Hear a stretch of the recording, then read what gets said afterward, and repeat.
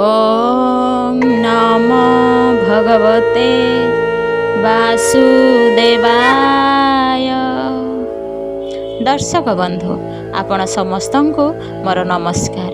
आज आमे माने पढ़िबा श्रीमद् भागवतर चतुर्थ स्कंद सप्तविंश अध्याय।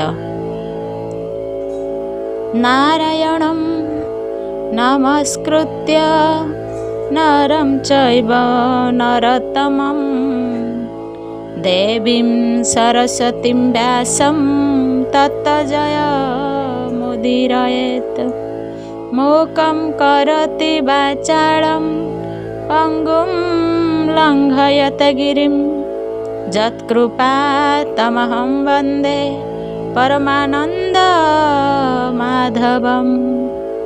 निगमकल्पतर्गलितं फलं सुखमुखादमृतद्रव संयुतं पिबत भागवतं रसमालयं मुहुरः रसिका भुवि भावुकाः।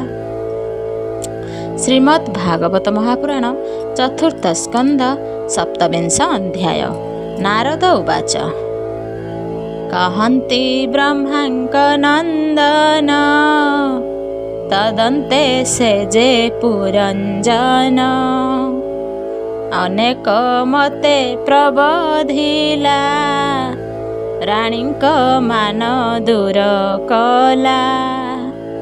प्रसन्न वदने सुंदरी स्नान मार्जना बेगे सारी कुंकुम कस्तूरी लगाई सुबास गंधे मन मोही सुगंध पुष्प माला देई कबरी बांधिला सजाई खंजिला नाना अलंकार मुकुरे निरेखी शरीर भजन सारी सडर से तांबूल भुंजिला हरसे नृपति समीपे मिलिला हसी पल्यंके विजय कला।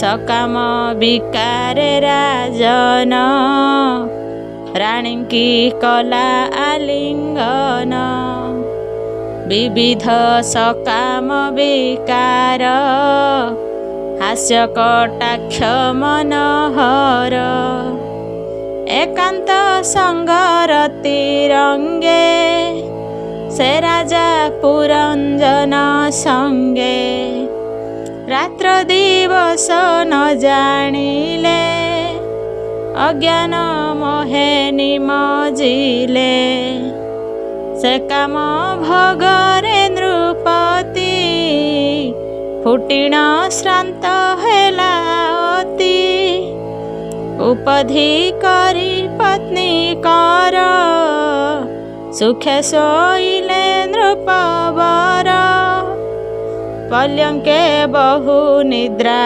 गला सकाळ गति न जानिला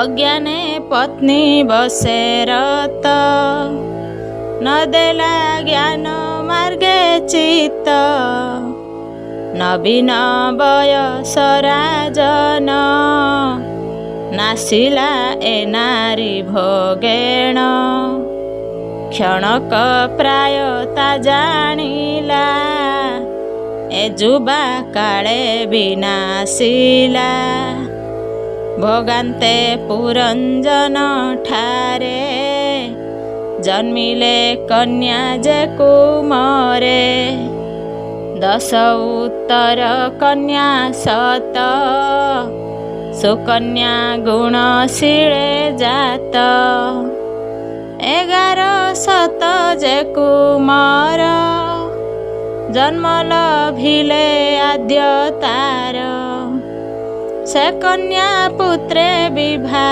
देई सतरे गला नृप साई विषय बंधे निमजिला अर्ध आयुष तार गला पुत्र कन्याक सुखाशये ଜଞ୍ଜାଳ ବଢ଼ାନ୍ତି ସେ ରାଏ, ଏ ସର୍ବ ରାଜାର ଭଣ୍ଡାର। ଲୁଟିଣ କଲେ ସେ ବେଭାର, ବିଷଏ ମମତା ବଢ଼ାଇ। ବନ୍ଦୀ ହୋଇଲା ନୃପ ସାଇଁ, ତଦନ୍ତେ ଘୋର ଯଜ୍ଞ କଲା। ଅନେକ ପଶୁ ବଧ କଲା, ଦେବତା ପିତୃଭୂତପତି। ଯେ ଯଜ୍ଞେ ପୂଜିଲା ନୃପତି, ଯେ ରୂପେ ତୁମ୍ଭେ ହେ ରାଜନ। କରିଛ ଘୋର ଯଜ୍ଞମାନ, ସେ ରୂପେ ପୁରଞ୍ଜନ ରାଏ। ଅନେକ ପଶୁ କଲା କ୍ଷୟେ, ବିଷୟ ଜଡ଼ରେ ଉନ୍ମତ୍ତ। କୁଟୁମ୍ବେ ବଧ କଲା ଚିତ୍ତ, ତଦନ୍ତେ ଉପୁଜିଲା କାଳ। ଯେହରେ ପ୍ରାଣୀ ଆୟୁ ବଳ, ତାହାର ନାମ ଚଣ୍ଡବେଗ। ଗନ୍ଧର୍ବ ରାଜ୍ୟ କରେ ଭୋଗ, ଗନ୍ଧର୍ବ ମାନଙ୍କର ପତି। ଅତି ପ୍ରଚଣ୍ଡ ତାର ଗତି, ତ୍ରିଶନ୍ତି ଷଟତା ପ୍ରମାଣ। ଗନ୍ଧର୍ବ ଅତି ବଳବାନ, ମିଥୁନ ଭାବେ କରି ସ୍ତୁତି। ଏତେ ଗନ୍ଧର୍ବେ ତହିଁ ସ୍ଥିତି, ଗନ୍ଧର୍ବି ଗନ୍ଧର୍ବେ ପ୍ରବଳ। କେ କୃଷ୍ଣ କେ ବାସୁକଳ, ସେ ସର୍ବ ଚଣ୍ଡବେଗଙ୍କର। ଅଟନ୍ତି ତାଙ୍କ ଅନୁଚର, ସେ ଚଣ୍ଡବେଗ ଆଜ୍ଞା ପାଇ। ବେଢ଼ିଲେ ରାଜପୁରେ ଯାଇ, ସେ ପୁରଞ୍ଜନ ଦିବ୍ୟ ପୁରୀ। ଗନ୍ଧର୍ବେ ବେଗେ ଲୁଟି କରି, ସେ ନଗ୍ରେ ସେନାପତି ଏକ। ରକ୍ଷଣେ ଥିଲା ଯେ ଅଧିକ, ତାହାର ନାମ ପ୍ରଜାପର। ସେ ବେଗେ ମିଳିଲା ଆଗର, ତାହାକୁ ମାରି ଘଉଡ଼ିଲା। ଅନେକ ଘୋର ଯୁଦ୍ଧ କଲା, ସେ ଶତ ସମ୍ବତ୍ସର ନିତ୍ୟ। ଯୁଝିଲା ଗନ୍ଧର୍ବ ସଙ୍ଗତେ, ଗନ୍ଧର୍ବ ଅତି ବଳବାନ। ତାହାକୁ ମାରି କଲେ ଛିନ୍ନ, ସେ ପୁରବାସୀ ଯେତେ ଥିଲେ। ସେ ସର୍ବ ଆକୁଳେ ଶୋଚିଲେ, ଆନେ ଯେ ନ ପାରନ୍ତି ଯାଇ। ଦୁଃଖେ ରୋଦନ୍ତି ସୁଖ ପାଇ, ଯେ ପୁରେ ନୃପ ପୁରଞ୍ଜନ। ସଙ୍ଗତେ ଘେନି ପରିଜନ, ପଞ୍ଚାଳ ଦେଶେ ନାନା ସୁଖ। ଯେଣୁ ଭୁଞ୍ଜିଲା ଅବିବେକ, ପତ୍ନୀ ବସେ ତା ଦିନ ଗଲା। ଅଳପ ସୁଖେ ନିମଜିଲା, ନ କଲା ସେ ଭୟେ ବିଚାର। ଏଣୁ ହୋଇଲା ଦୁଃଖ ଘୋର, ପ୍ରାଚୀନ ଅଗ୍ରତେ ନାରଦ। କହିଲେ ଯୁଦ୍ଧର ସମ୍ବାଦ, କାଳର କନ୍ୟା ଏକ ଥିଲା। ତାହାକୁ କେହି ନ ବରିଲା, ଏ ତିନି ଲୋକେ ସେ ଭ୍ରମଇ। ତାଠାରେ କେହି ବିଭା ନହି, ସେ ଯାରେ ବର ଇଚ୍ଛା କରେ। ସେ ଦେଖି କମ୍ପେ ଥର ହରେ, ସେ ସର୍ବ ଅଭାଗ୍ୟର ଧାମ, ଦୁର୍ଭାଗୀ ଏଣୁ କରି ନାମ। ସେ କନ୍ୟା ପୂର୍ବେ ଏକ କାଳେ, ଯଜାତି ବିଭା ହେଲା ବଳେ। ତାଠାରେ ବୈଭୋଗ ସାରି, ପୁତ୍ରକୁ ବରେ ଇଚ୍ଛା କରି। ତାହାକୁ ଯଜାତି ରାଜନ, ପୁତ୍ରକୁ କଲେ ସମର୍ପଣ। ତା ଜ୍ୟେଷ୍ଠ ଯେତେକ କୁମାର, କେହି ନ କଲେ ଅଙ୍ଗୀକାର। କନିଷ୍ଠ ପୁତ୍ର ପୁରୁଥିଲା, ସେ ପିତା ଆଜ୍ଞାରେ ବରିଲା। ଏମନ୍ତେ ସେ କାଳ ଦୁହିତି, ସେ ବରେ ନୁହେଁ ତୁଷ୍ଟମତି। କାମ ଭୋଗେଣ ବଳ ହରି, ତଦନ୍ତେ ସଂସାରେ ବିହରି। ମୁଁ ନିତ୍ୟ ବ୍ରହ୍ମଲୋକ ଠାରୁ, ଏମହି ଭ୍ରମଣ ଇଚ୍ଛାରୁ। ଆସନ୍ତେ କୃଷ୍ଣ ରସେ ରସି, ସେ ମୋତେ ଭେଟିଲା ଦୁର୍ଦ୍ଧସି। ବୋଇଲା ଶୁଣ ମୁନିବର, ମୋ କାମ ଦୁଃଖ ପରିହର। ଯତିତୋପଣ ମୋର ଜାଣ, ତଥାପି ବରିଲା ଭ୍ରମେଣ। ହେ ମୁନି ଶ୍ରେଷ୍ଠ ଯୋଗେଶ୍ୱର, ମତୁଲେ ଗୃହ ଧର୍ମ କର। ତୁମ୍ଭେ ମୋହର ନିଜ ପତି, ଏଣୁ ଅଇଲି ତୁମ୍ଭ କତି। ପୁରୁଷ ସ୍ୱଧର୍ମଟି ଏହି, ପ୍ରାପତ ଧନ ନତେ ଜଇ। ଯାଚକ ଧନ ପ୍ରତ୍ୟେକିଲେ, ସେ ସୁଖ ନ ଲଭନ୍ତି ଭଲେ। ଏମନ୍ତ ବାକ୍ୟ ତାର ଶୁଣି, ଆମ୍ଭେ ପ୍ରକୋପେ ତାକୁ ଭଣି। କହିଲୁ ତୁ ନିଶ୍ଚେ ଯୁବତୀ, ପ୍ରମୋଦା କୁଳେ ନହୁଁ ସତୀ। କୁଳ ଦୂଷଣ କର୍ମ ତୋର, ନମରି ଧରିଛୁ ଶରୀର। ପାତ୍ର ପାତ୍ର ତୁ ନ ଜାଣୁ, ଦୂଷଣ କଥା ମୁଖେ ଭଣୁ। ଶୁଣି ତୁ ପାମରୀୟ ଜ୍ଞାନୀ, ଆମ୍ଭେ ଯେ ଅଟୁ ମହାମୁନି। ଗୃହସ୍ଥ ଧର୍ମ ଆମ୍ଭ ନାହିଁ, ତୋର ଚରଣେ ଇଚ୍ଛା କାହିଁ। ତୋହର ବରେ ଯେବେ ଇଚ୍ଛା, କହିବା ପୁରିବ ତ ବାଞ୍ଛା। ଯବନ ମାନଙ୍କ ଈଶ୍ୱର, ତୁ ଯାଇ ବେଗେ ତାକୁ ବର। ଏ ତୋର ଯେତେ କାମ ଇଚ୍ଛା, ସେ ତୋର ପୁରାଇବେ ବାଞ୍ଛା। ତା ଶୁଣି ବିମୁଖେ ତରୁଣୀ, ସେ ମୋତେ କୋପେ ସାପ ଭଣି।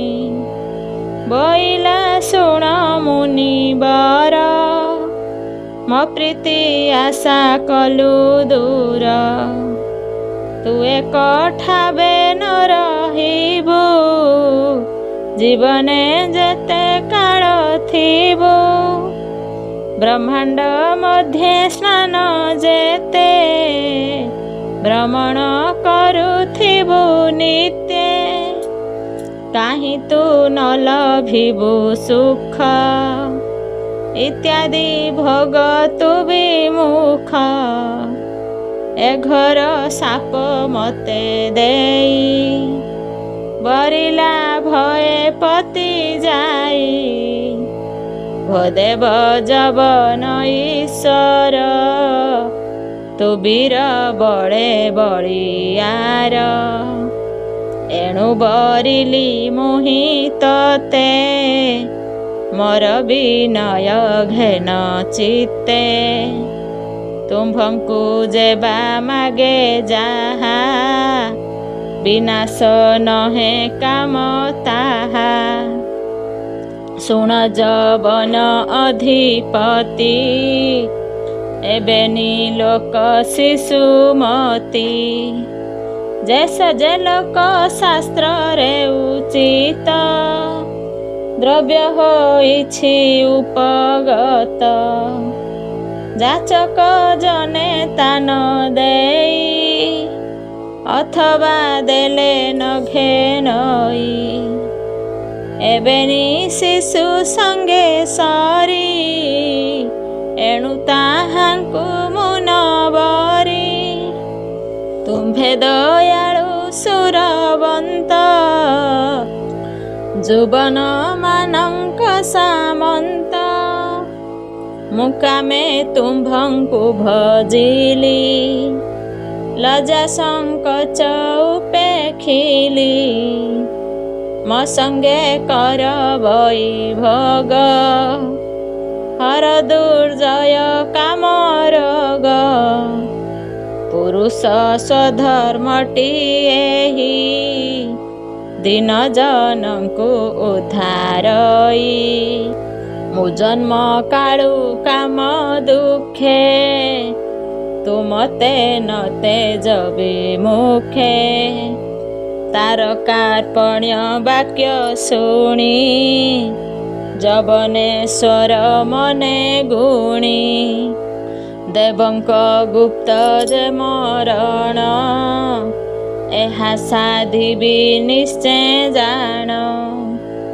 ଏମନ୍ତ ମନେ ବିଚାରିଲା କନ୍ୟାକୁ ପ୍ରତିବାକ୍ୟ ଦେଲା ଶୁଣ ହେ କାଳର ଦୁହିତି ତ ମନେ ବରି ଅଛୁ ପତି ଏକାକୀ ବୋଲି ଭୟ ଯେବେ ମୋ ସେନା ସଙ୍ଗେ ନିଅ ତେବେ ଏମନ୍ତେ ପ୍ରଜାଙ୍କୁ ବିନାଶ ଏମାନେ ହନ୍ତୁ ତୋର ଦାସ ମୋହର ଭାଇ ଯେ ପ୍ରଜର ତୁ ଭଗ୍ନି ହେବୁ ଯେ ମୋହର ଏକତେ ଭାଇ ଭଗ୍ନି ଥିବ ମୋ ସୈନ୍ୟ ଗଣ ସଙ୍ଗେ ନେବ ଲୋକେ ତ ଗତି ନ ଜାଣିବେ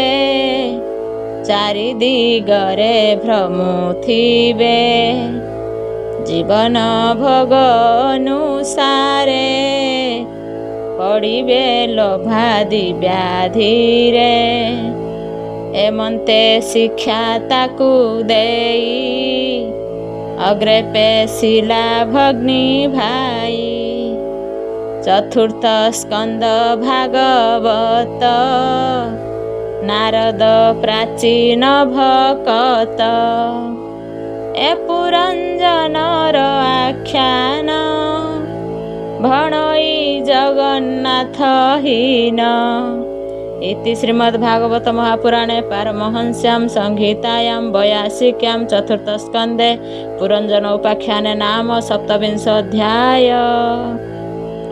28 अध्याय। मैत्रेय उवाच तदन्ते शृण हे विदुर संवाद से पुरंजनर। नारद उवाच नारद कहन्ति राजन एबे कहिबा वीर शुण जवन अधिपति सेहि ताहार नाम भय कही सैन्यादि व्याधि गणे तार संगते थांति निरंतर प्रज्वर काल कन्या बेनी एहांक संगे नृपमणि ए सर्व संगते चलन्ति ଯେ ଦିଗେ ବିଜୟ ନୃପତି। ସେ କଦିନେ ନୃପବର ସଙ୍ଗତେ ସୈନ୍ୟ ଯେ ପ୍ରଜର। ସେ ମହି ଭ୍ରମଣ କରନ୍ତେ ଦେଖିଲା କାଳ କର୍ମ ଗତେ। ସେ ପୁରେ ଥିଲା ପୁରଞ୍ଜନ ତା ବେଗେ ବେଢ଼ିଲେ ରାଜନ। ସେ ପୁରେ ଦ୍ୱାରୀ ଜୀର୍ଣ୍ଣ ଅହି ନିରତେ ପୁର ଦ୍ୱାରେ ଥାଇ। ଏ ପଞ୍ଚଭୂତେ ଦେହ ଯେତେ ୟାକୁ ନ ଛାଡ଼େ କଦାଚିତେ। ବ୍ରହ୍ମାଣ୍ଡ ମଧ୍ୟେ ଦେହ ବହି ତାକୁ ଜିଣନ୍ତା କେହି ନାହିଁ। ବ୍ରହ୍ମାଦି ମୁନି ସୁର ଦେବା ଭୟ କରନ୍ତି ତାକୁ ସେବା। ତାକୁ ଜିଣନ୍ତା କେବା ଜନ ନିଶ୍ଚିନ୍ତେ ରହେ ନିଜ ସ୍ଥାନ। ଅଜ୍ଞାନେ ସେ ପୁରେ ପଶିଲେ ସେ ପୁରେ ପୁରଞ୍ଜନ ଥିଲେ। ଯେ କାଳ କନ୍ୟା ସଙ୍ଗେ ଥିଲା ସତରେ ଯେ ପୁରେ ପଶିଲା। ସେ ନାରୀ ଯାରେ ସ୍ପରଶଇ ସେ ପ୍ରାଣୀ ଉଠି ନ ପାରଇ। ଆଗେ ସେ ନାରୀ ପ୍ରବେଶିଲା ଯେତେ ଯବନ ବଳ ଥିଲା। ସେ ସର୍ବଦ୍ୱାର ମାର୍ଗେ ଗଲେ ପ୍ରବେଶୀ ପୁର ବିନାଶିଲେ। ପୁର ଉଜାଡ଼ି ଭୟ କରି ସେ ପୁରଞ୍ଜନ ଦଣ୍ଡଧାରୀ। ବହୁତ ସନ୍ତାପ ସେ କଲା ନିର୍ବଳେ ଶଙ୍କିତ ରହିଲା। ସେ ରାଜା କ୍ରୋଧେ ଅଭିମାନୀ ଦେଖିଲା ସୁକୁଟୁମ୍ବ ହାନି। ସ୍ନେହାନୁବନ୍ଧେ ନ ଛାଡ଼ଇ ଆକୁଳେ ସନ୍ତାପେ ଛାଡ଼ଇ। ଆକୁଳେ ସନ୍ତାପେ ସୋଚଇ ସେ କାଳ ସ୍ନେହାନୁବନ୍ଧେ ନ ଛାଡ଼ଇ। ସେ କାଳ କୋଳ କଲା ବେଗେ ସେ କାଳ କନ୍ୟା ଆସି ଆଗେ। ରାଜାକୁ କୋଳ କଲା ବେଗେ ତାର ସ୍ପରଶେ ମହାରାୟ। ହୋଇଲା ନଷ୍ଟ କାନ୍ତିକାୟ କୃପଣ ବିଷୟ ରାଜନ। ହୋଇଲା ଅସଙ୍ଗ ପାଇଣ ପ୍ରତିଜ୍ଞା ହେଲା ତାର ନାଶ। ସଘନେ ଛାଡ଼ଇ ନିଶ୍ୱାସ ଯବନ ଗନ୍ଧର୍ବେ ପଶିଲେ। ରାଜାର ସମ୍ପଦ ଜାଣିଲେ ସେ ପୁର କ୍ଷୀଣ ଦେଖି ତାର ପୁତ୍ରାଦି ଛାଡ଼ିଲେ ଆଦର। ଆତ୍ମୀୟ ଲୋକ ଯେତେ କହି ଦେଖିଲା ପୂର୍ବ ସ୍ନେହ ନାହିଁ। ତା ପତ୍ନୀ ଠାରେ ଯେଉଁ ପ୍ରୀତି ଦେଖିଲା ଅସ୍ନେହ ଅନୀତି। ଆତ୍ମାକୁ ଜରାଗ୍ରସ୍ତ କଲା ପଞ୍ଚାଳ ବିଷୟତା ଗଲା। ଦୁରନ୍ତ ଚିନ୍ତା ପାଇ ରାୟ ନ ଦେଖି ତରିବା ଉପାୟ। ସେ କନ୍ୟା ବିଷୟ ନିର୍ମଳ ଏକାନ୍ତେ ଝୁରେ ମହିପାଳ। ଦୁର୍ବଳ ଦେଖି ନିଜ ଦେହ ଛାଡ଼ିଲେ ପୁତ୍ର ଆଦି ସ୍ନେହ। ସପୁର ଲୋକ ଚିନ୍ତା କଲା ସେ କାଳ କନ୍ୟା ଏହା କଲା। ସେ ପୁର ଛାଡ଼ିବାରେ ମନ ରୋଦନ କରେ ଅନୁକ୍ଷଣ। ନ ପାରେ ସେହି ଦୁଃଖ ଘୋର ନିଶ୍ଚୟ ଛାଡ଼ିବି ଶରୀର। ଆତୁରେ ଭାଳଇ ନୃପତି ଭ୍ରମତା ହେଲା ବୁଦ୍ଧି ଅତି। ଭୟରେ ଅଗ୍ରଜ ପ୍ରଜର ଆଚ୍ଛାଦି ରହିଲା ସେ ପୁର।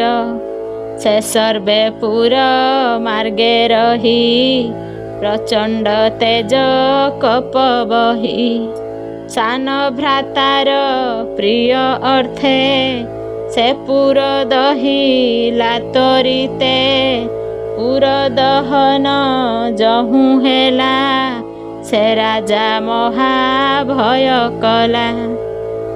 ସେ ପୁରେ ଯେତେ ଦାସୀ ଥିଲେ ସେ ସର୍ବେ ଭୟରେ କମ୍ପିଲେ ଯବନପୁର ଦେଲେ ଦହି କାଳ କନ୍ୟାର ପକ୍ଷ ବହି ଭୟେ ଏ ନ ପାରନ୍ତି ରହି ଦୁଃଖେ ରୋଦନ୍ତି ଛନ୍ନ ହୋଇ ଯବନପୁର ନେଲେ ବେଗେ ସେ କାଳ କନ୍ୟା ଘେନି ସଙ୍ଗେ ଭୟରେ ଅଗ୍ରଜ ପ୍ରଜର ପୁର ନାସିଲେ ବେଗେ ତାର ଦକ୍ଷିଣ ବିଷାଦେ ନୃପତି ରୋଦନ କଲା ଭୟେ ଅତି ବହୁତ କଷ୍ଟେ ସେ ରାଜନ ପୁର ଛାଡ଼ିବା କଲା ମନ ଯେସନେ ବୃକ୍ଷ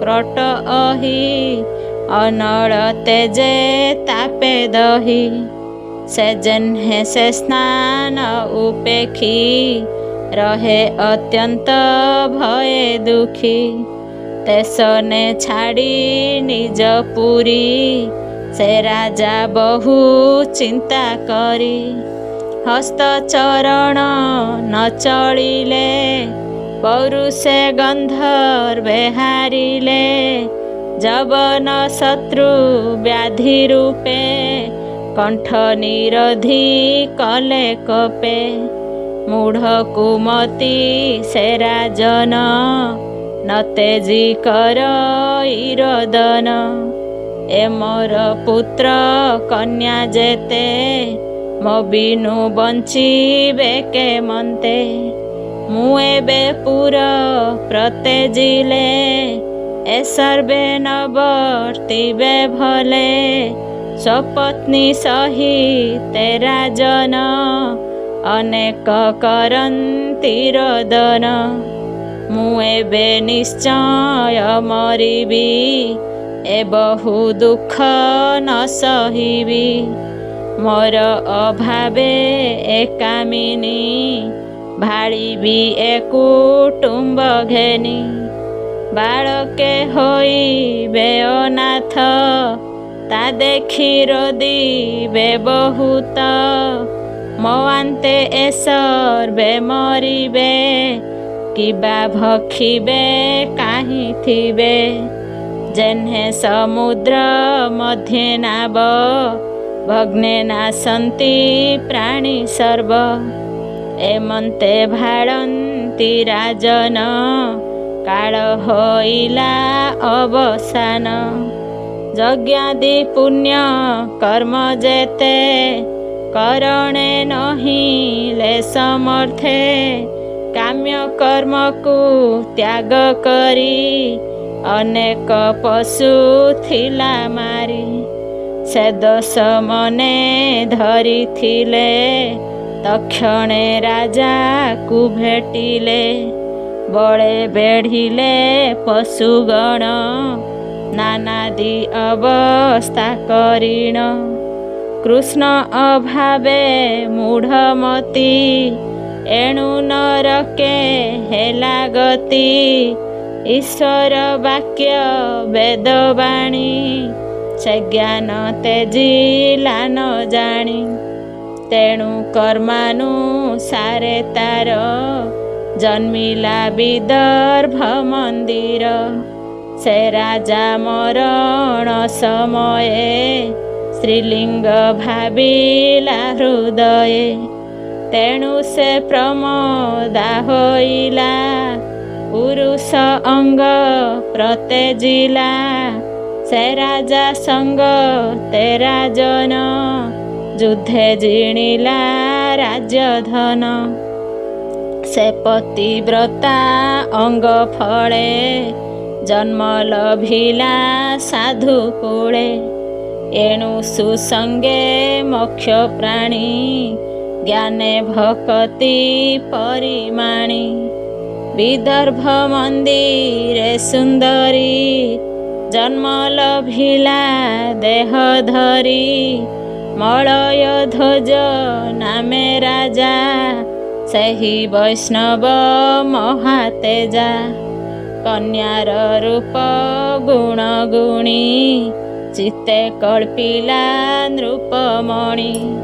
ସେ କନ୍ୟା ସାମନ୍ତ ସାଜିଲା ବିଦର୍ଭ ଦେଶେ ବିଜେ କଲା।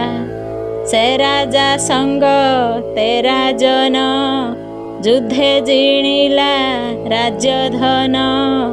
ବଳେ ହରିଣ ତା ଦୁଲ୍ହଣୀ ବିବାହ କଲା ନୃପମଣି। ମଳୟ ଧ୍ୱଜ ନୃପବର ଦ୍ରାବିଡ଼ ଦେଶେ ଅଧିକାର। ସେ କନ୍ୟା ଗର୍ଭେ ତା ସନ୍ତତି ଜନ୍ମିଲା ସୁଗୁଣ ସୁମତି। ସେ ରାଜା ସଦୃଶ କୁମାରୀ ପ୍ରସବ କଲା ତାର ନାରୀ। ଶ୍ରୀକୃଷ୍ଣ ରୁଚି ସେବା ପର ତା ନାମ ଦେଲା ନୃପବର। ଶପଥ ତନୟ ଅନ୍ତରେ ଜନ୍ମିଲେ ସେ ନାରୀ ଉଦରେ। ଶ୍ରବଣ କୀର୍ତ୍ତନ ଏ ଆଦି ଏ ସପ୍ତ ନାମେ ଭକ୍ତି ସିଦ୍ଧି। ଏକୁ ଅନେକ ତାହାଙ୍କର ଅବୁର୍ଦ ଅବୁର୍ଦ କୁମର। ବଂଶର ସଂଖ୍ୟା ତା ନ ଯାଇ ଅସଂଖ୍ୟ ଅପ୍ରମିତ ହୋଇ। ସେ ସର୍ବେ ମହାଭୋଗ କଲେ ଆନନ୍ଦେ କୃଷ୍ଣକୁ ଭେଟିଲେ। ମଳୟ ଧ୍ୱଜର ଦୁହିତା ସେ ଜ୍ଞାନ ବଳେ ଧ୍ରୁବବତା। ଅଗସ୍ତ୍ୟ ତାର ବିଭା ଦେଲେ ତା ଗର୍ଭେ ଦୃଢ଼ ଚିତ୍ତ ହେଲେ। ମଳୟ ଧ୍ୱଜ ରାଜ ଋଷି ପୁତ୍ରକୁ ଡକାଇଲେ ବସି। ବିଭାଗ କରି ରାଜ୍ୟ ଖଣ୍ଡ ପୁତ୍ରକୁ ଦେଲେ ଛତ୍ର ଦଣ୍ଡ। କୃଷ୍ଣ ଭଜନେ ନର ସାଇଁ ରହିଲେ କୁଳା ଚଳେ ଯାଇ। ତାର ବୈଦର୍ଭୀ ନାମେ ଯାୟା ଛାଡ଼ିଣ ଗୃହ ସୁତ ମାୟା। ସେ ରାଜା ପଛେ ଗୋଡ଼ାଇଲା ସୁଧାଂଶୁ ପ୍ରାୟ ସଭା କଲା। ସେ କୁଳାଚଳ ଗିରିବର ସକଳ ତୀର୍ଥଙ୍କ ମନ୍ଦିର। ତୀର୍ଥଙ୍କ ନାମ ଏକ ଏକ ଯେ ତାମ୍ରପର୍ଣ୍ଣି ବଟଦକ। ଅପରେ ଚନ୍ଦ୍ର ରସା ନାମ ଏ ଆଦି ପୁଣ୍ୟ ତୀର୍ଥଧାମ। କୃଷ୍ଣ ଭକତି ସୁସାଧନେ ତପ ଆଚରି ଶୁଦ୍ଧ ମନେ। ସେ ପୁଣ୍ୟ ତୀର୍ଥ ଜଳେ ନୀତି ସ୍ନାନାଦି ମାର୍ଜନା ସାରନ୍ତି। ଦୁରନ୍ତ ବାହ୍ୟାନ୍ତରେ ମଳ ସେ ଜଳେ ହୋଇଲା ନିର୍ମଳ। ତପ ସାଧନେ ଅତିରେକ ଭକ୍ଷଣ ଫଳ ମୂଳ ଶାକ। ପୁଷ୍ପ ପଳାଶ ପତ୍ର ଜଳ ତୃଣାଦି ଶଯ୍ୟାରେ ନିଶ୍ଚଳ। କଠୋର ତପ ଆଚରିଲା ଶରୀର ଚାପେ ସୁଖାଇଲା। ଶୀତ ଉଷ୍ମାଦି ତ୍ରୟତାପ ক্ষুধা পিপাসা তেজি রূপ দুঃখ সুখাদি শ্রমে তারে শোকে হরস একাকারে এ রূপে সুসাধন কলে ব্রহ্মরে আত্মা নিবেশিলে মন পবন বশ করি দুর্জয় ইন্দ্রিয় নিবারি ଦୃଢ଼ ଆସନେ ନୃପବର ସେ ଯୋଗ ବଳେ ଯୋଗେଶ୍ୱର। ତାହାର ପତ୍ନୀ ଜେରଦିଲା ଆପଣା ମନେ ବିଚାରିଲା। କାଷ୍ଠ କୁଢ଼ାଇ ଅଗ୍ନି ଦେଲେ ପତ୍ନୀ ପତ୍ନୀ ମଧ୍ୟେ ପଡ଼ିଲେ। ତକ୍ଷଣେ ବିପ୍ରେ କମିଳିଲେ ସେ ପୂର୍ବେ ତାର ସଖା ଥିଲେ। ସେ ବେଗେ ତାର ହସ୍ତ ଧରି କହେ ପ୍ରବୋଧ ଶାନ୍ତ କରି। ଶୁଣ ସୁନ୍ଦରୀ ମନୋହରି କେ ତୁମ୍ଭେ କାହାର ବା ନାରୀ। ମୁଁ ପୂର୍ବ ସଖା ଯେ ତୋହର ତୁ ଜୀବ ଆତ୍ମା ଅଟୁ ମୋର। ତ ଆମ୍ଭ ଏକ ବେନି ହଂସ ଏ ମାନସରେ ନିତ୍ୟବାସ। ତୁ ମତେ ଛାଡ଼ିଣ ସେଠାରେ ଅଇଲୁ ଏ ମହି ଭୋଗରେ। ପ୍ରବେଶ ଏ ସୂର୍ଯ୍ୟମଣ୍ଡଳ ଏଥେ ଦେଖିଲୁ ଦିବ୍ୟ ସ୍ଥଳ। ସେ ପୁରେ ନାରୀ ଏକ ଥିଲା ସେ ତୋର ମନ ବନ୍ଦୀ କଲା। ତବ ସେ ନୁହେଁ ତା ଆୟତ ମିଥ୍ୟା ବିଳାପ ଭ୍ରମଚିତ। ସେ ନଗ୍ରେ ପଞ୍ଚ ଉପବନ ସେ ନବଦ୍ୱାରେ ଶୋଭାବନ। ରକ୍ଷଣେ ଏକ ଦ୍ୱାରପାଳ ସେ ତ୍ରୟ କୋଠରୀ ବିଶାଳ। ଅପରେ ଅଛି କୂଳ ଅଷ୍ଟ ବସଇ ଭଲେ ପଞ୍ଚହାଟ। ପଞ୍ଚ ଯେ ପ୍ରକାରେ ପ୍ରକୃତି ସେ ଏକ ନାରୀ ରୂପବତୀ। ସେ ପଞ୍ଚ ଇନ୍ଦ୍ରିୟ ବିଷये ଆରାମ ତହିଁରେ ନିଶ୍ଚୟ।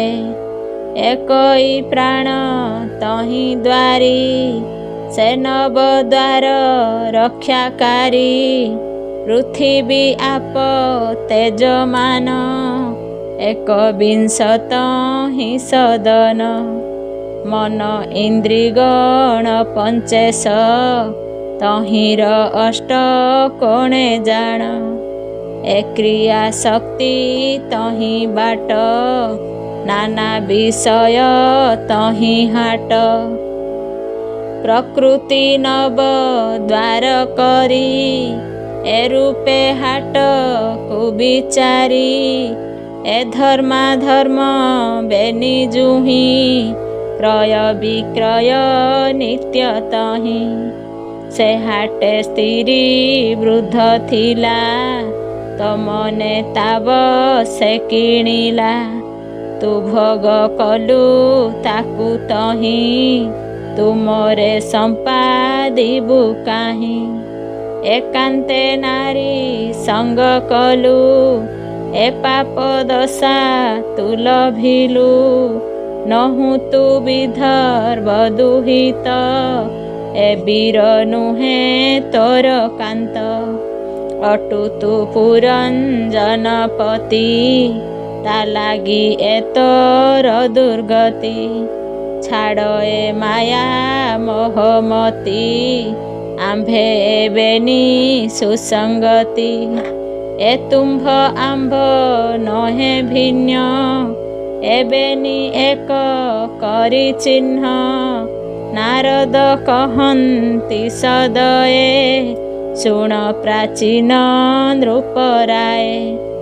ଏ ଯେ ଅଧ୍ୟାତ୍ମ ଦିବ୍ୟ ଜ୍ଞାନ କହିଲୁ ପରୀକ୍ଷା ବାଦେଣ। ଚତୁର୍ଥ ସ୍କନ୍ଧେ ଭାଗବତ କହଇ ବିପ୍ର ଜଗନ୍ନାଥ।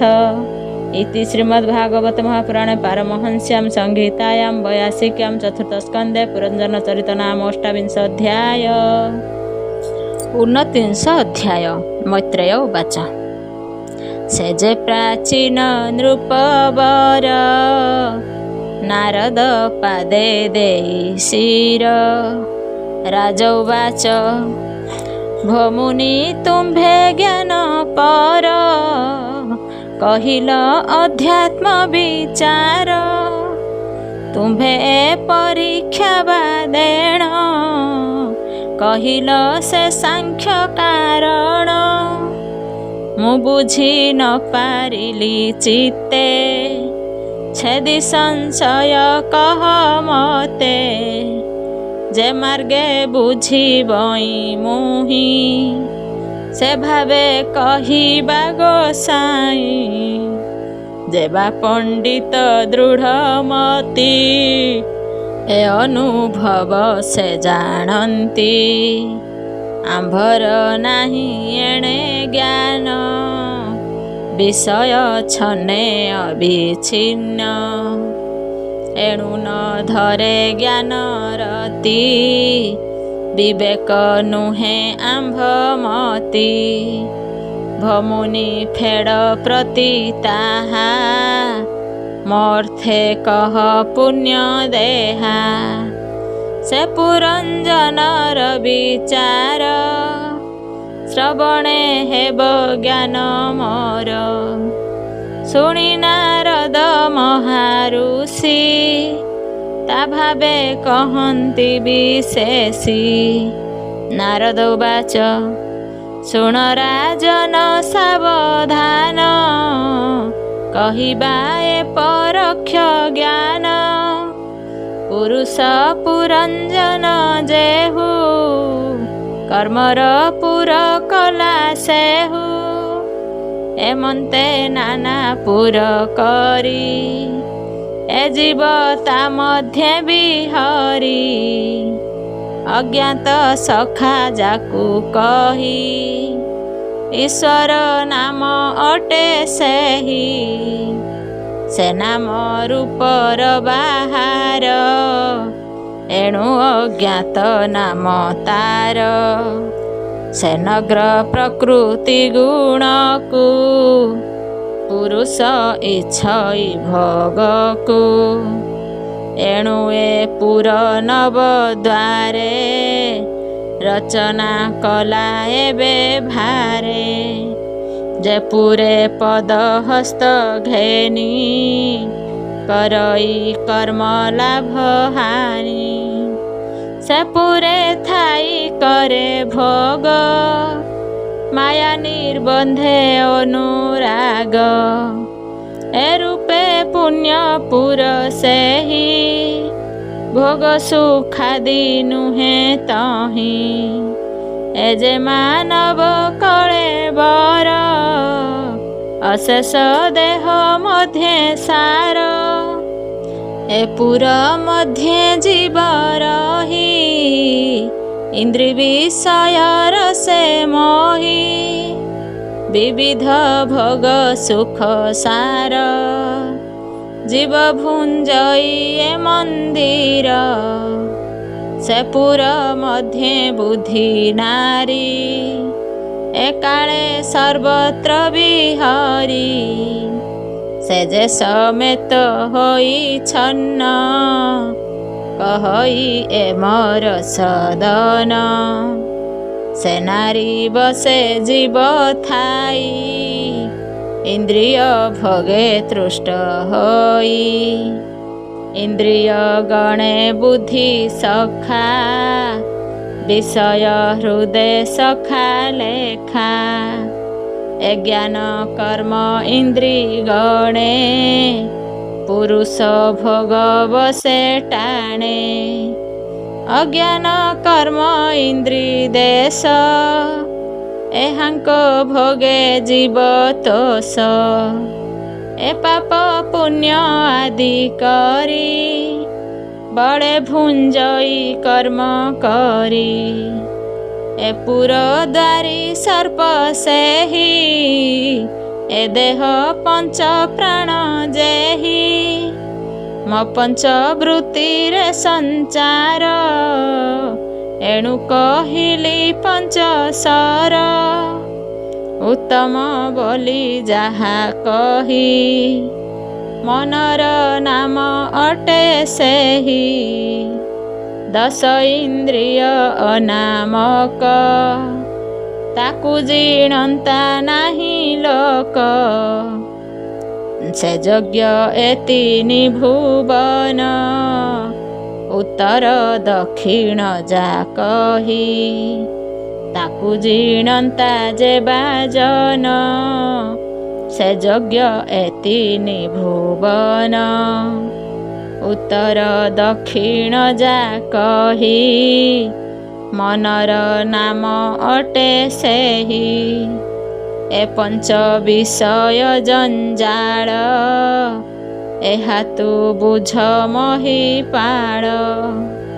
ମନ ଇନ୍ଦ୍ରିୟ ଚକ୍ଷୁ କହି, ଏ ପୁର ନବଦ୍ୱାରେ ସେହି। ଏବେ ନିନାଶା ଚକ୍ଷୁ କର୍ଣ୍ଣ, ଏ ମୁଖ ଲିଙ୍ଗ ଗୃହସ୍ଥାନ। ଏହାକୁ ନବଦ୍ୱାର କହି, ଇନ୍ଦ୍ରିୟ ଗଣ ସ୍ଥାନ ଏହି। ଏ ସଙ୍ଗେ ଜୀବର ଗମନ, ବିଷୟ କଲେ ଆସ୍ୱାଦନ। ଏ ଚକ୍ଷୁ ମୁଖ ନାସା ତାର, ଏ ପୂର୍ବ ମୁଖେ ପଞ୍ଚଦ୍ୱାର। ଉତ୍ତର ଦକ୍ଷିଣ ଯା କହି, ଏ ପୂର୍ବ ନବଦ୍ୱାର ସେହି। ପଶ୍ଚିମ ବେନି ଭାଗ ଦ୍ୱାର, ଏ ଲିଙ୍ଗ ଗୃହ ନୃପବର। ଏ ନବଦ୍ୱାରରେ ନିର୍ମିତ, ଯେଝା ବିଷୟ ଆସ୍ୱାଦିତ। ସେବେନି ଆତ୍ମା ଦେବ ହରି, ଏକ ଆରେକ ଆଗ ସରି। ଖଦ୍ୟତ ଆଦି ମୁଖ ଦୁଇ, ଚକ୍ଷୁର ନାମ ଏ ଅଟଇ।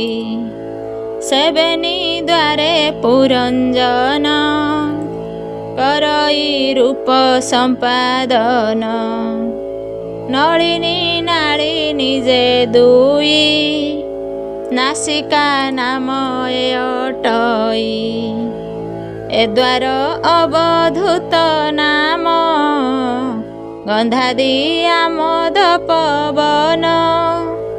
ସେ ପାପ ପୁଣ୍ୟ ଆଦି ଯେତେ, ଜୀବ ଭୁଞ୍ଜଇ ଏ ଜଗତେ। ସୁଗନ୍ଧ ଦୁର୍ଗନ୍ଧ ସହିତେ, ଏ ଦ୍ୱାରେ ଘେନଇ ନିରତେ। ବଦନ ନାମେ ମୁଖ ଦ୍ୱାର, ରସନା ବାକ୍ୟତା ମଧୁର। ଏବେନି ଇନ୍ଦ୍ରିଏ ରାଜନ, ବାକ୍ୟାଦି ରସ ଆସ୍ୱାଦନ। ଏ ସାରା ସାର ଭାବ ଯେତେ, ଏ ଦ୍ୱାରେ ଘେନଇ ନିରତେ। ପ୍ରବୃତ୍ତି ନିବୃତ୍ତି ଯେ ଦୁଇ, ପଞ୍ଚାଳ ବିଷୟତା କହି। ଚକ୍ଷୁ ଇନ୍ଦ୍ରିୟ ଶ୍ରୁତିଧର, ପିତୃଜାନ ଦେବଜାନର। ଏ ମାର୍ଗେ ଗତି ନିରନ୍ତର, ସ୍ୱଇଚ୍ଛା ଚିତ୍ତେ ନୃପବର। ଆସୁରୀ ଲିଙ୍ଗ ଦ୍ୱାର ସ୍ଥାନ, ଦୁର୍ମଦ ଉପସ୍ତର ନାମ। ବ୍ୟବବାୟ ଋତ ନାମ କହି, ପ୍ରଜା ସର୍ଜନ କରେ ତହିଁ। ଅପରେ ଗୃହ ନାମ ରତି, ତହିଁ ଲୁବ୍ଧକ ବାୟୁ ସ୍ଥିତି। ବୈଶସ ନାମେ ନର୍କ କହି, ସେ ଦ୍ୱାରେ ମଳ ଉତ୍ସର୍ଗଇ।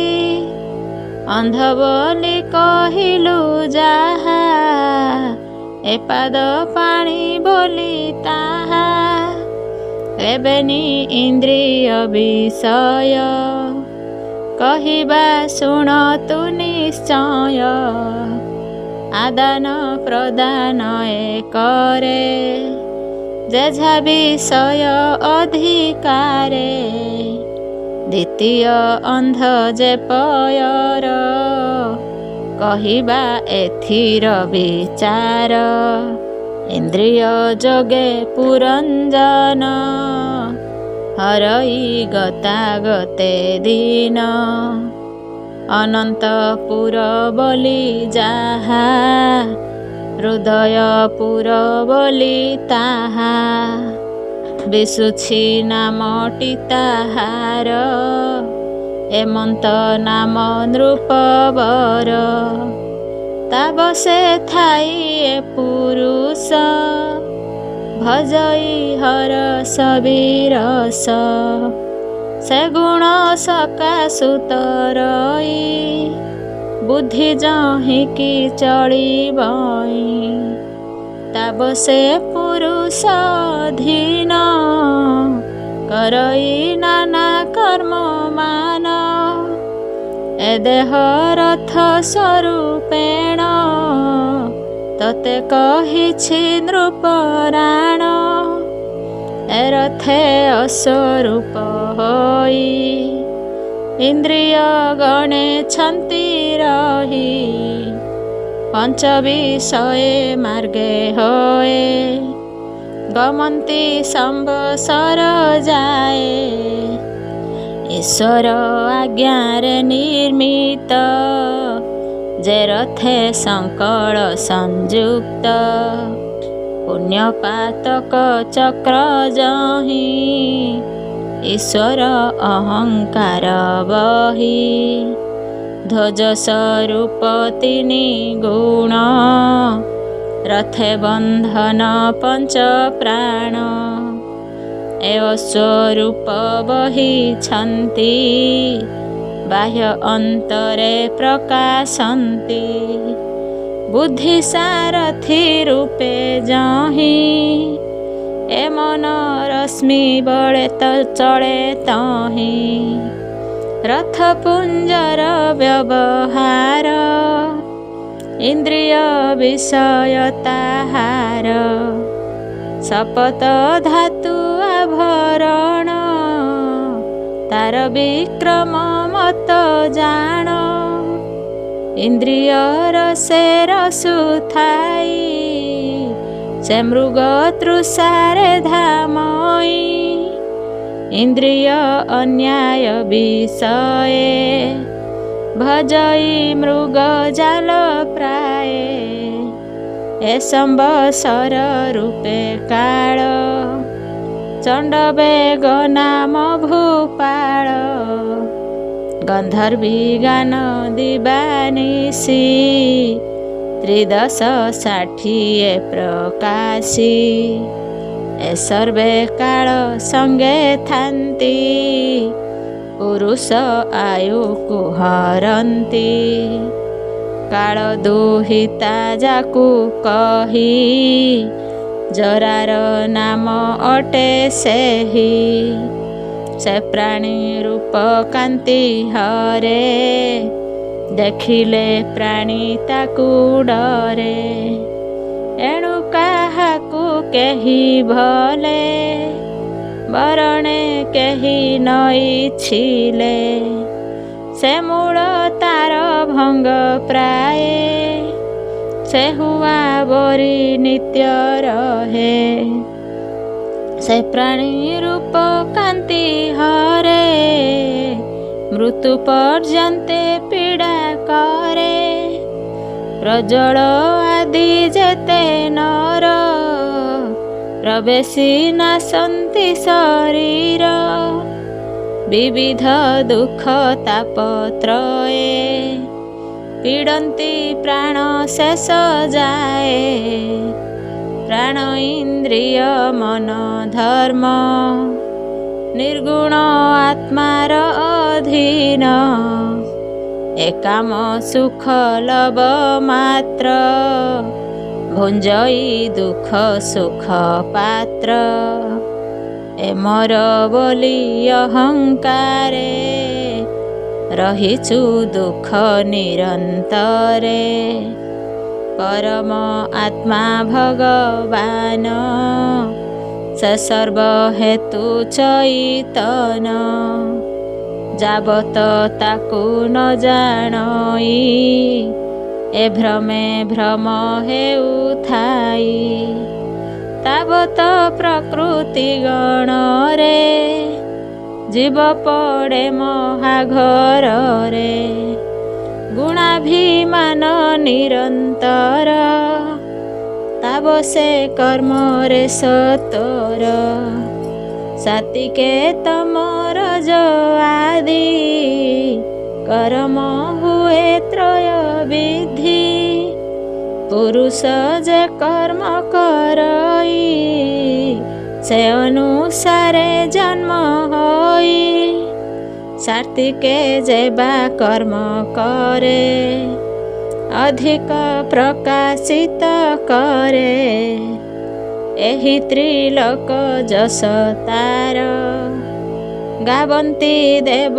ସୁର ନର ରାଜସ କର୍ମ ଯେ କରନ୍ତି ଆଦ୍ୟରେ ସେ ସୁଖ ଲଭନ୍ତି ପଶ୍ଚାତେ ଲଭେ ବହୁ ଦୁଃଖ ଏ ଭାବ ନ ଜାଣେ ମୂରୁଖ ତାମସ କର୍ମ ସଦ୍ୟ ଫଳ ସେ ସୁଖ ଶୋକ ମୋହ ଆଳ ଅଜ୍ଞାନ ଭାବେ ମୂଢ଼ ମୋହି କର୍ମ ବସେ ଭ୍ରମୁ ଥାଇ ଭେଦ ପୁରୁଷ ନାରୀ ଦେହି ଏ ଚରାଚର ଭ୍ରମେ ମୋହି ନପୁଂସ ଜନ୍ମ କେବା ଧରେ ଏ ରୂପେ କର୍ମ ଅନୁସାରେ କେବେ ହେଁ ଦେବ ତନୁ ପାଇ ମନୁଷ୍ୟ ଜନ୍ମ କେଲ ଭଇ ଖଗାଦି ପଶୁ ଚରାଚରେ ସକର୍ମ ଭୁଞ୍ଜନ୍ତି ପାମରେ ଜେସନେ ক্ষুধা ତୁର ହୋଇ କୁକୁର ପ୍ରାୟ କଭ୍ରମଇ ଆହାର ଅର୍ଥେ ନିରନ୍ତରେ ସତରେ ଭ୍ରମେ ନାନା ପୁରେ କାହିଁ ବା ଆହାର ମିଳଇ କାହିଁ ନିର୍ଘାତ ଦଣ୍ଡ ପାଇ ସର୍ବେ କହନ୍ତି ବେଗେ ମାର ଦୃଷ୍ଟ ସଜନ ଆଦି ନର ତା ଭାବେ କର୍ମ ଶତ୍ରୁପଣେ ନିରତେ ଦଣ୍ଡେ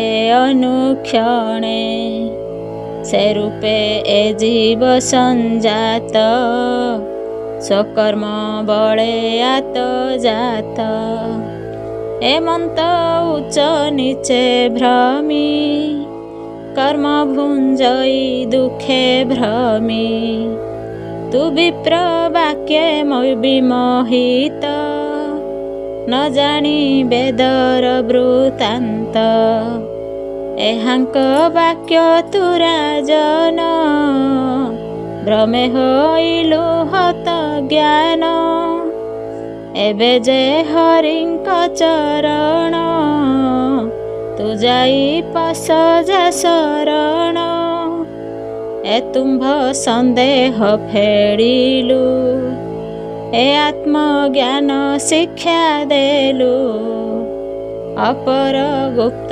দৃষ্টান্তর ততে কহিবা নৃপবর তাততে বুঝাই রাজন তেবে হইব তর জ্ঞান ইচ্ছই মিথুন সংযোগ কুসুম বাড়ি মধ্যে মৃগ হরিণী বেশে বসে হই অজ্ঞানে মৃত্যু ন জাণই অଳପ সুখে ভ্রমে অতি ভ্রমর গীতে ডেরি শ্রুতি তা অগ্রে বୃକ ମାନେ ଛନ୍ତି ସେ ତାର ମାଂସରେ ବଞ୍ଚନ୍ତି ତାହାଙ୍କ ମୁଖକୁ ରାଜନ ନିର୍ଭୟ କରଇ ଗମନ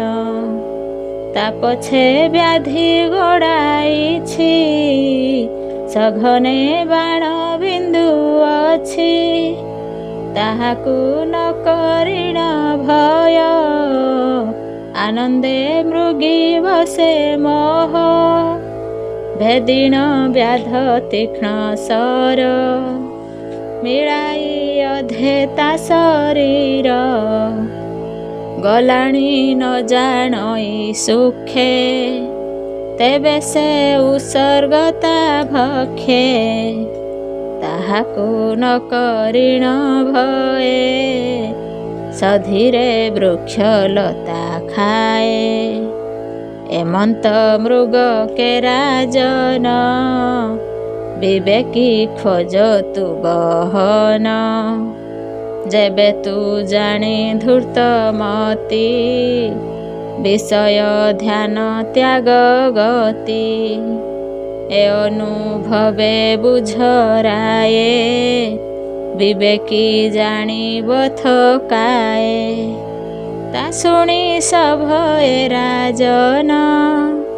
ଭମୁନି ସାବଧାନେ ଶୁଣ, ରାଜବାଚ ଆମ୍ଭର ଏଣେ ନାହିଁ ମତି। ବିବେକୀ ନୁହେଁ ଆତ୍ମଗତି, ଏବେ ମୋଠାରେ ଦୟାବହ। ଏକଥା ମୋତେ ଫେଡ଼ି କହ, ତୁମ୍ଭେ ଦୟାଳୁ ଯୋଗେଶ୍ୱର। ସଳକ ଘଟେ ଦୟା ପର, ମୁଁ ବୁଝି ନ ପାରିଲି ଚିତ୍ତେ। କ୍ଷଣ ସଂଶୟ କହ ମତେ, କେ ମୃଗ ବ୍ୟାଧି ବୃକ ଦେହି। ଭମୁନି ବର ଦେବ କହି, ନାରଦ ବାଚ ଶୁଣ ରାଜନ ଶୁଦ୍ଧ ଚିତ୍ତେ। ଫେଡ଼ିଣ କହି ଦେବା ତତେ, ହେ ରାଜା ମୃଗ ରୂପୀ ତୁହି। ତ ପତ୍ନୀ ଗଣେ ବୃକ ଦେହି, ସେ ତତେ ବେଢ଼ି ଅଗ୍ରେ ଛନ୍ତି। ତ ପ୍ରାଣ ବିବାଦେ ନାଶନ୍ତି, ତୁ ତାହା ତର୍କି ନ ପାରିଲୁ। ସୁବେଶେ ତନୁକୁ ପୂଜିଲୁ, ସ୍ୱପ୍ନାଗ୍ନି ଯେ ସ୍ତ୍ରୀ ଦୁର୍ଜନ। ବିଶ୍ୱାସ ନ ଯିବ ଏ ଜନ, ତୁ ତାଙ୍କ ବସେ ନିମଜିଲୁ। ପ୍ରାଣୁ ଅଧିକେ ସ୍ନେହ କଲୁ, ସେ ତୋର ବସେ କଲେ ମନ। ଯେସନେ ପଶୁ ଯେ ବନ୍ଧନ, ଏତତେ ନିଶ୍ଚେ ବିନାଶିବେ। ତ ସ୍ନେହ ବସେ ପ୍ରାଣ ନେବେ, ଏ ସଙ୍ଗୁ ତୋର ନୃପବର। ହୋଇବ ମୋକ୍ଷ ମାର୍ଗ ଦୂର, ତୁ ଅନୁଭବ ଏହା ବେଗେ। ଆଉ କି କହିବି ତ ଆଗେ, କୁସୁମ ବନ ବୋଲି ଯାହା। ନାରୀଙ୍କ ଧର୍ମ ବୋଲି ତାହା, ତା ସଙ୍ଗେ ଏ ପୁରୁଷ ଘର। ଆନନ୍ଦେ କରଇ ବିହାର, ଏବେ ତୁ ବୁଝ ମହୀପତି। ଏ ମୃଗ ତୃଷ୍ଣା ଜୀବ ଗତି, ଆପଣା ଚିତ୍ତେ ତୁ ବିଚାର। ଏ ଚିତ୍ତ ହୃଦେ ତୁହି ଧର, କାମୁକ କାମ ସୁଖ ପାଇ। ଗୃହ କରଣେ ବନ୍ଦୀ ପାଇ, ଯେହ୍ନେ ପଙ୍କଜ ମଧୁ ଆସେ। ଭ୍ରମର ଚୁମ୍ଭେ ସ୍ନେହ ବସେ, ସ୍ନେହାନୁବନ୍ଧେ ନ ଛାଡ଼ିଲା। ପଦ୍ମ ମୁଦ୍ରିତେ ପ୍ରାଣ ଦେଲା, ସେ ରୂପେ ନାରୀ ମୁଖାମ୍ବୁଜେ। ଯୋହିଁ ଯୋଗୀନ୍ଦ୍ର ଜଗ ତ୍ୟାଜେ, ପୁଣ୍ୟାଦି ଧର୍ମ କରେ ନାଶ। ଯେ ସଙ୍ଗେ ନାହିଁ ସୁଖ ଲେଶ, ସତ୍ୟ ଶୌଚ ଦୟା ଧର୍ମ। ଶାନ୍ତି ସୁଶୀଳ ମତି ଭ୍ରମ। ତୁ ଗୃହ ଛାଡ଼ି ହରି ଭଜ, ବିଷୟ ଧ୍ୟାନ କର ତେଜ। ତା ଶୁଣି ବୋଲଇ ରାଜନ, ଭମୁନି ଏ ତୁମ୍ଭ ବଚନ। ବିଚାରି ବୁଝି ବଇଁ ଚିତ୍ତେ, ମୋ ରାଜ୍ୟ ବିପ୍ରଛନ୍ତି ଯେତେ। ଏ ସର୍ବେ ନ ଜାଣନ୍ତି ଜ୍ଞାନ, ବିଦ୍ୟା ବିବନ୍ଧେ ଅଭିମାନ। ସେ ଯେବେ ଜାଣନ୍ତେ ନା ଏହା, କି ପାଇଁ ନ କହନ୍ତେ ତାହା। ଏଣୁ ସେ କର୍ମେ ମୋତେ ଟେକି, ଯେଣୁ ଅଟନ୍ତି ଅବିବେକୀ। ଭମୁନି ତୁମ୍ଭ ପ୍ରାୟ ଯେତେ, ସାଧୁଏ ଅଛନ୍ତି ଜଗତେ। ଏ ତୁମ୍ଭ ପ୍ରାୟ ଦୟା କରି, କେହି ନ ଛାଡ଼ନ୍ତି ମୋ ପୁରୀ। ଏକଥା କହ ମୁନିବର, ମୋର ସଂଶୟ ଯାଉ ଦୂର। ଏମନ୍ତେ ଦେବ ମହାରୁଷି, ତା ବାକେ କହନ୍ତି ପ୍ରଶଂସୀ। ତୁ ଯାହା ପୁଛିଲୁ ରାଜନ, କହିବି ଏଥିର ବିଧାନ। ଯେ ପାଦ ଲାଭ ପଦାଶ୍ରିତ, ଏଣେ ନ ଭାବେ ତାଙ୍କ ଚିତ୍ତ। ସ୍ୱର୍ଗାପ ବର୍ଗ ତୁଚ୍ଛ ଗଣି, ତ ରାଜ ଭୋଗ ମୃତ୍ୟୁ ଗଣି। ଏଣୁ ସାଧବେ ତାହା ଦେଖି, ଭୟ ବିମୁଖେ ଦୁରୁପେକ୍ଷୀ। ଆତ୍ମା ବିହୀନ ପିଣ୍ଡ ଯେହ୍ନେ, ସଭୟେ ତେଜନ୍ତି ଯେ ସନେ। ତେସନେ ରାଜ୍ୟ ବିଭୂତି, ଭୟ ସାଧବେ ନ ଛାଡ଼ନ୍ତି। ତୁ ରାଜା ଚିତ୍ତେ ପରିମାଣ, ଭୋଗାଦି ଅନର୍ଥ କାରଣ। ତା ଶୁଣି ସଭୟେ ନୃପତି, ଚିନ୍ତା ବିମୁଖେ ଦୁଃଖୀ ଅତି। ଏ ବିପ୍ରଗଣ ଅନୁକ୍ଷଣେ, କହନ୍ତି ଯଜ୍ଞାଦି କାରଣେ। ଏହାଙ୍କ କର୍ମ ଦୀକ୍ଷା ଯେତେ, ଛାଡ଼ିଲା ତୁମ୍ଭ ବାକ୍ୟ ଚିତ୍ତେ। ଯେ କର୍ମେ ଯୋଗୀ ଜନମୋହ, ଏଣୁ ଏ ସର୍ବଠାରେ ସ୍ନେହ। ଏକ ସଂଶୟ ହୃଦୟ ଅଛି, ଭମୁନି କହ ପଚାରୁଛି। ଯେ ଦେହେ ପ୍ରାଣୀ କର୍ମ କରେ, ତା ଛାଡ଼ି ପ୍ରଲୋକେ ସଞ୍ଚରେ। କର୍ମ ଭୁଞ୍ଜଇ ଅନ୍ୟ ଦେହେ, ଏକଥା ସର୍ବବେଦ କହେ। ଫେଡ଼ିଣ କହିବା ଗୋସାଇଁ, ଆବର ସନ୍ଦେହ ଛଇ। ତା ପଚାରିବି ହୃଦ ଭାବେ, ମୋ ମନେ ସୁମରୁଛି ଏବେ। ଦେହ ସହିତେ ଯେତେ କର୍ମ, ଲୋକ ବିଚାରେ ବିଧି ଧର୍ମ। କର୍ମ ଉତାରେ ତ ନ ଜାଣି, କେମନ୍ତେ କର୍ମ ଭୁଞ୍ଜେ ପ୍ରାଣୀ। ଅଦୃଷ୍ଟ କର୍ମେ ସଂଯୋଗଇ, ସନ୍ଦେହ ଲାଗେ ମୋର ଦେହି। ନାରଦ ବାଚ ଶୁଣି କହିବା ନୃପରାଣ, ଏବେ ନିଃସନ୍ଦେହ ଫେଡ଼ିଣ। ଯେ ଦେହେ ଜୀବ କର୍ମ କରେ, ପ୍ରଲୋକେ ଭୁଞ୍ଜେ ସେ ଶରୀରେ। ଏ ସ୍ଥୂଳ ଦେହ ଗଲେ ନାଶ, ଏ ଲିଙ୍ଗ ଅନ୍ୟ ଦେହେ ବାସ।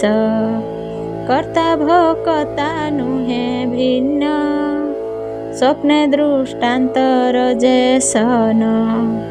ଶୟନେ ଦେହ ପଡ଼ିଥାଇ, ଶ୍ୱାସ କ୍ଷେପଣ ନ ଜାଣଇ ଏହେତୁ ସ୍ନେହ ପରିହାର ଏମନ୍ତ ଲିଙ୍ଗ ଦେହ ଧର ଅଦ୍ଭୁତ କର୍ମ ଏବେ ଭାର ଏମନ୍ତ କରେ ଅଙ୍ଗୀକାର ଏମନ୍ତ ଜାଣି ଦୃଷ୍ଟାନ୍ତର ଏମନ ଅନ୍ୟତ୍ର ଶରୀର ଧରିଣ ସ୍ଥୂଳ ଦେହ ମାନ ମୁକୁଳେ ଶ୍ରେଷ୍ଠ ବିଦ୍ୱଜନ ଏ ପୁତ୍ର ଦାରାଦି ମନ୍ଦିର ବଲିଣ କରେ ଅଙ୍ଗୀକାର ଏ ଅଭିମାନେ କର୍ମ କରେ ସେ କର୍ମ ଦୋଷ ଯୋଗ ଧୀରେ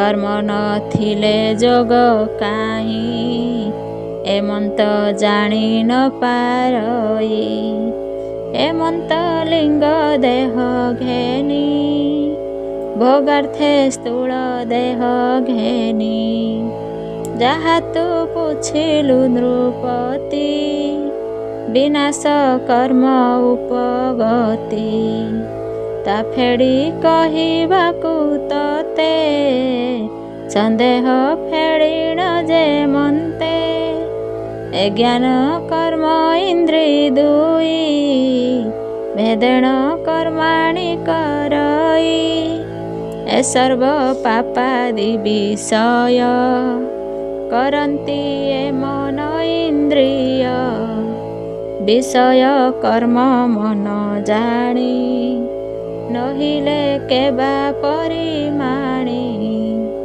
ଏ ରୂପେ ଜାଣି ଚିତ୍ତ ବୁଦ୍ଧି ଭୁଞ୍ଜଇ ସର୍ବକର୍ମ ସିଦ୍ଧି କର୍ମେ ନଥିଲେ ଭୋଗ ନାହିଁ ବିବେକୀ ବୁଝ ନର ସାଇଁ ଏ ପ୍ରତି ଲକ୍ଷେ ଦୃଷ୍ଟାନ୍ତର ତତେ କହିବା ନୃପବର ତନ୍ୟ ଦେହ ଥାଉ ଏବେ ଏ ଦେହ ବୁଝ ଅନୁଭବେ ଜାଗ୍ରତେ ଯେତେ ରୂପମାନ ଏ ଦେହେ ଭାବି ଥାଇ ମନ ଦୃଷ୍ଟ ଶ୍ରବଣେ ଏ ବିଷয়ে ସପନ ସଙ୍ଗେ ସେ ଉଦୟ ଏ ଦେହ ଲିଙ୍ଗ ଧରି ମନ ବିଷୟ କର୍ମ କରେ ଧ୍ୟାନ